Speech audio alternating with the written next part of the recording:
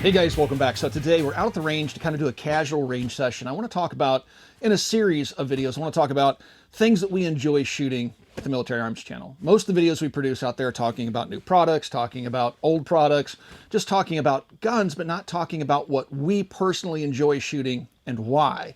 And so today's video is going to be the first video in the series. And today I'm talking about why I enjoy shooting 300 Blackout. 300 Blackout is easily one of the most versatile cartridges out there. It's probably one of the best new cartridges to come about in a very long time. It's been slow to get traction, but today it seems like it's taking off a bit more. So we'll talk a little bit about 300 Blackout, what it brings to the table, and I'll talk about some of the guns I really enjoy shooting the cartridge in. So buckle up, grab something to drink, and let's get started with today's range session, talking about 300 Blackout and why I enjoy shooting it so much. A lot of folks ask me, how can I get involved in the firearms business in that particular community? And one of the best ways to do that is to become a gunsmith. Every gunsmith I know is just overbooked with work. It's a very good living. And so if you would like to become a gunsmith, you need to go to a gunsmithing school or become an apprentice for an existing gunsmith. But Modern Gun School is an accredited college that also works with veterans in the GI Bill, where you can go and get a degree from accredited college in gunsmithing and then go out and start your own gunsmithing business, which I think is a really great option. Again, throughout my entire life, gunsmiths have always been able to earn a really good living, assuming they have a really strong work ethic. So please check out Modern Gun School. I do have a link in the video description below. A real quick breakdown of what the 300 Blackout is. So you're familiar with the 5.56 cartridge. So the 5.56 would be the parent to the 300 Blackout. So 300 Blackout is designed in such a way that if you want to convert a rifle like an AR-15 to shoot 300 Blackout, all you have to do is change the barrel. Right, so the case head is the same size. It's going to work with a 5.56 bolt, yet it launches a 30 caliber cartridge, or a 30 caliber bullet, I should say. It doesn't launch the entire cartridge. That's something an anti-gunner would say because they just don't know much about guns. But anyway, I stand corrected. So anyway, it launches that 30 caliber bullet, but the nice thing about it is you can shoot heavy bullets like 200, 220 grain bullets, make those subsonic. So once you push those up towards the sound barrier at 200 grains, it's giving you the energy basically of a 45 ACP, but with a Spitzer type bullet, which gives you less drag on the atmosphere, which increases the range. So it has advantages there. Plus with the suppressor, it's super quiet. Then you have the option of running supers. So you can shoot a, say, 125 grain 30 caliber cartridge, and it does use standard 308 bullets. So you can put a 125 grain supersonic bullet in there. It's going to be louder, but it's going to give you a flatter trajectory and allow you to reach out a bit further. It's going to be comparable to maybe like a 7.62 by 39 in terms of ballistics performance. Using the SIG, let's do a little bit of shooting with the AAC 125 grain supers at 250 yards. This rifle's 0 to 100, the 3-power optic, so I have a hold for a reticle, and it's really simple to pull off.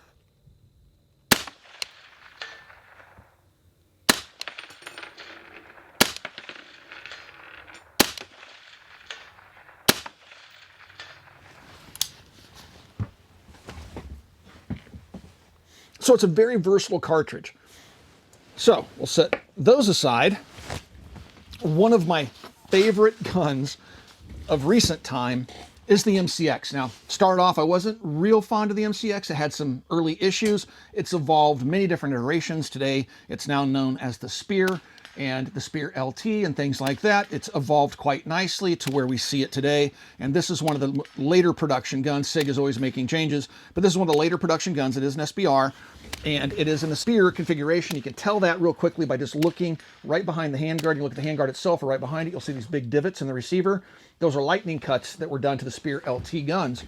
And so this is, an outstanding rifle. And this one I have set up for supersonics. Okay, so I have two different guns out here. One is set up purposely for subsonics, and the other is set up purposely for supers. Now, either of them can go the opposite direction. So even though I have this zeroed for supers, I know what my holds are for subs and vice versa. The other gun's set up for subs, but I know my holds for supers. Now I am using on both of these rifles, I am using a Primary Arms Micro Prism 3-power. These are amazing optics. Now other companies like Swamp Fox and stuff like that are now starting to copy these. And I said when these first launched, these were going to be trendsetters. People were going to copy this. So we have a 1-power, a 3-power, which I have here, and then we have a new 5-power, which just came out recently. And it's just a little bit longer. So they get a little bit longer as you increase the magnification, but overall these things are roughly the same size as a Trijicon MRO red dot sight, but you have an etched reticle, a battery compartment so you can illuminate the reticle, which is daylight visible, so it can act like a red dot sight, or you can run it as a magnified optic. If the battery dies, no biggie, got that etched reticle. Very, very cool, and they're affordable. So the SIG is set up where it has an adjustable gas regulator, so you have basically a high and low setting, and you can access it right here through the handguard. And then I have a SIG suppressor on the end. Now I do have it set up with a light, so I can use it, around the house for self-defense. It's very lightweight. The stock folds to the side. This is a SIG factory SBR. And just the overall ergonomics, everything of the rifle is just outstanding. Nice, lightweight, easy to shoot, and a lot of fun. So let's load up some supers. I have some AAC ammunition here. These are 125 grain pills. Again, these are just standard 308 bullets. Let's grab a regular magazine here. OK Industries mag. And we'll load 5 rounds into it. As you can see, now, one thing you want to be very careful of is, you can see the 5.56 on top and the 300 blackout below. What you don't want to do is accidentally get a 300 blackout into a gun that's chambered for 5.56, because that will cause a catastrophic failure. It's very easy to do, and you'll see people doing that. Now, the gun shouldn't go into battery with a 30 caliber bullet sitting in there, but some people have beat them into battery or use reloads or whatever. They've gotten them in the gun, and they've actually blown the things up. So you want to be very careful if you have both rifles out and you're using both cartridges that day. So 300 blackout. Now 5.56 and 300 blackout, not going to be as problematic. And I'm shooting 300 blackout today. So right now I can dead hold at 100. It's 0 to 100. And it's just a very smooth push. Very comfortable cartridge to shoot.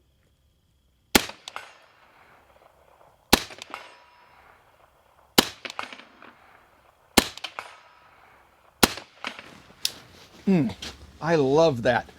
It's just so fun. Now, I can go to subs. I have some Federal. These are 220 grain. These are going to be subsonics.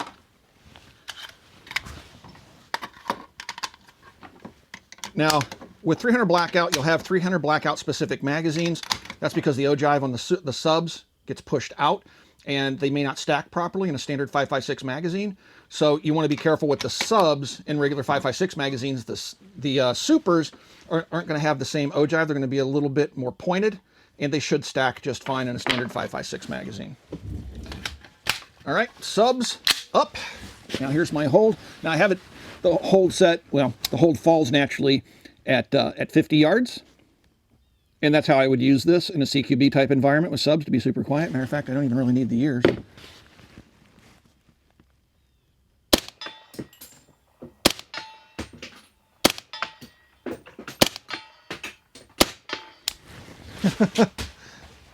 Entirely too much fun.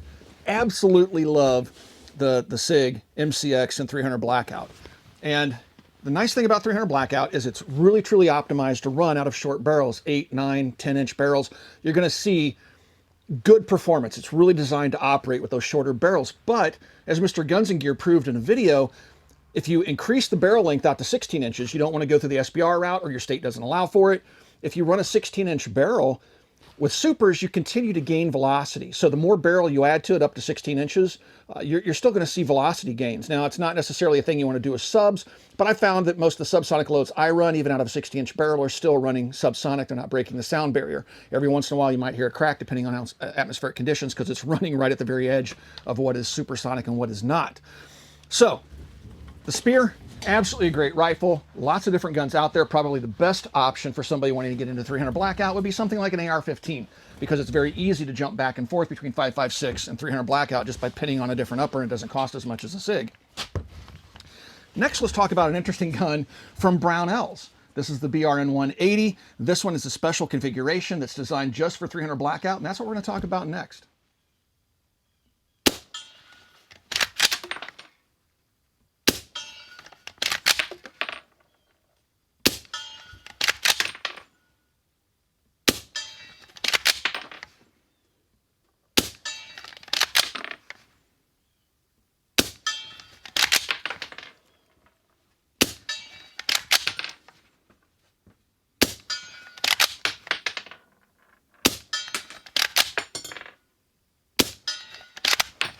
So, as I said already, this is the BRN 180. I love these. I love the AR 180. It's a great classic design. No longer in production, but the BRN 180 is a very close facsimile to the gun.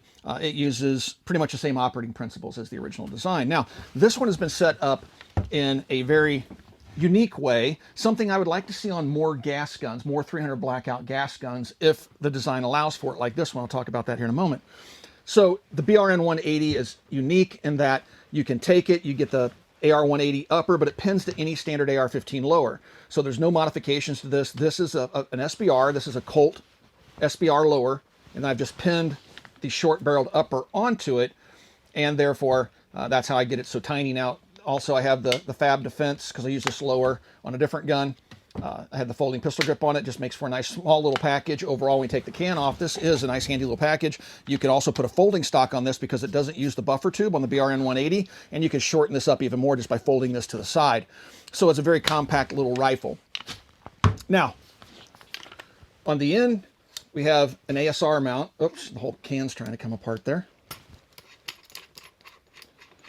And the nice thing about this setup is that I'm running a baffled can, and I want to run a baffled can on this one because this is going to trap more gas than a flow through.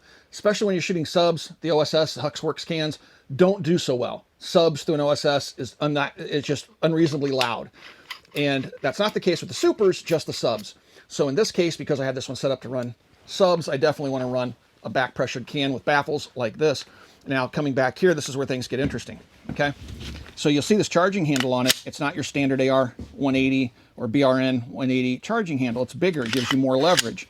That's because the X setting on the gas regulator allows me to shut the gas off. Now, we were talking about this on the IWI Carmel. The original military version of the rifle, or the ones they were developing for the military contracts, had an off setting. We said there's no point to that. And generally speaking, there really isn't. But in this case, because this gun is designed to run with no gas, to be a manually operated gun, that now makes perfect sense. And so, let me show you. Let me load up a magazine here really quick. We'll grab some subs because that's what this is really going to shine with.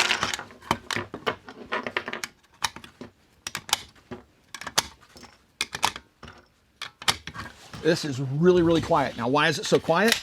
Well, that's because, and you'll also notice I do have another one of the 3 power micro prisms on top of this gun. So this charging handle gives you the leverage you need because I do have the gas system shut off. So now the bolt's going to stay closed. All the propellant gases are going to go down the barrel. They're not going to get brought back into the receiver out here because it's a short stroke gas piston gun. It's just shutting everything off through the gas system. All the gas is going to go down the barrel. It's going to be trapped by the suppressor so it can be cooled, and then nothing is going to come out the port side. And when you're shooting gas guns with suppressors, a lot of the noise that you get to the right ear is going to come right out the ejection port because as the bolt cycles, that hot expanding gas comes out the ejection port. When that bolt stays home like this one, that's no longer an issue. Check this out. I'll just shoot the dirt first. Now that one got the air out of the can. Now I have to manually operate it just like that. And then this one will be even more quiet. You can actually hear it hit the wood at 100 yards. It's so quiet.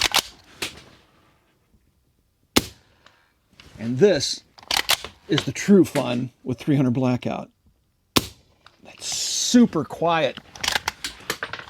Right? Now, all I have to do is flip the gas regulator, turn the gas back on, and now the gun will cycle as normal, subs or supers, okay? So the gas regulator allows you to run it fully locked up like this where the bolt stays home when it fires, or open up that gas regulator, run it suppressed or unsuppressed. It has the settings for it. So that makes this probably one of the most fun 300 blackout guns I have because I really, really enjoy the aspect of 300 blackout that makes it so silent. When I need to take care of a problem out here in the country, it's pretty nice to be able to walk outside, not have to upset my neighbors. You know, at midnight, if I have to dispatch a varmint of some sort, just, and they never know the difference because they're so far away, they won't even hear the shot. And that is pretty nice. And it's also fun when you're just sitting out on the range. Sometimes you don't want to be throwing hot brass at the guy sitting next to you. Being able to manually operate the gun means you can turn it down, throw the brass out. It's not going to be flinging across the shooting shack. There's so many upsides to this, but the suppression and the silence with the subsonics is truly where this thing shines. And that's one of the reasons why I love it so much. So 300 Blackout is also a really good cartridge for hunting. Now, I have friends, Jason the cameraman, and other folks that have taken deer with 300 Blackout. I haven't used it, but that's not because I don't want to. At some point I probably will, but in Indiana, we have some goofy laws, but on private property, you can use bottleneck cartridges. 300 Blackout is approved because it's 30 caliber. You do have people out here shooting subsonics. We haven't had, except with we've done some testing with some specialty rounds that will expand at subsonic speeds, but generally speaking, I would use a supersonic load. For hunting, Jason has knocked deer down, like literally sat them down, didn't take a step after he hit them using 125 grain Barnes bullet in a 300 Blackout, and then other folks at the shop have used it as well. So it's a very capable hunting cartridge. It's nice because suppressed even with the supers out of a gun like this, it's going to be quiet. You won't even need ears on. It's not going to come anywhere near 140 decibels. And so it's just a pleasant, very versatile cartridge, and there's a lot of guns out there. You can get bullpups in 300 Blackout, you can get conventional rifles in 300 Blackout. The only real downside I can see is just the cost and availability of the ammunition, which is improving, right? So we have AAC out there now, which is a holding of Palmetto State Armory, and they're making 300 Blackout, and this stuff is less than $1 a round. So that's kind of been kind of the standard for a long time, $1.20 a round for 300 Blackout. Well, they're being good capitalists and bringing a product to market that's of good quality, very accurate. We're pretty much shooting nice tight groups 100 yards with it at a great price.